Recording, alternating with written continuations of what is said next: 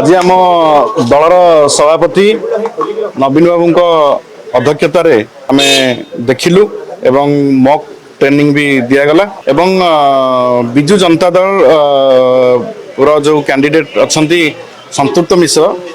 से निश्चित भाव में विजय लाभ करेंगे जे राज्यर मुख्यमंत्री मोहन चरण माझी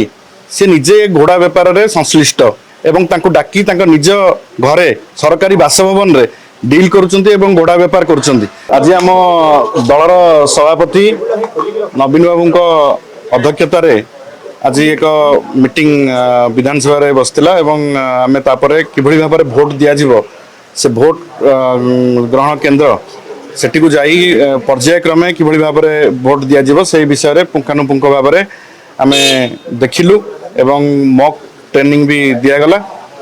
आम सहित आसेम्बली सेक्रेटरी उपस्थित थिले एवं बिजु जनता दल जो कैंडिडेट अच्छा संतृप्त मिश्र से निश्चित भाव में विजय लाभ करेंगे एवं जो कॉमन कैंडिडेट अच्छा से आगामी दिन में निश्चित विजय लाभ करेंगे किंतु गोटे बड़ दुखर कथा जे राज्यर मुख्यमंत्री मोहन चरण माझी से निजे घोड़ा बेपार में संश्लिष्ट एवं प्रत्येक विधायक मानू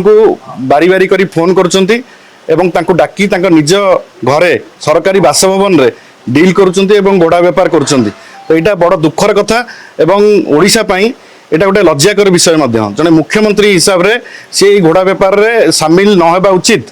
किंतु संपूर्ण तांके पाखरे 22 टी वोट आम पाखरे 35 22 को सेमाने केमिति नै कि पहुंचे 30 रे घोड़ा बेपार न हेले सेमानक जितिबार संभावना नाही। तेणु ओडिशावासी एवं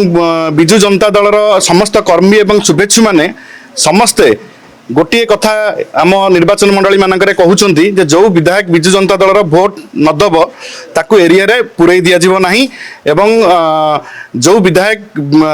बिट्रे करिवे बा घोड़ा बेपार रे शामिल हेबे तांको राजनैतिक कैरियर संपूर्ण रूपे खत्म हो जिवो। तेणु या आखि आगे रखिकी आम सबू पुंखानुपुंख आलोचना होची एवं बिजु जनता दल एवं कॉमन कैंडिडेट जितिबा सुनिश्चित।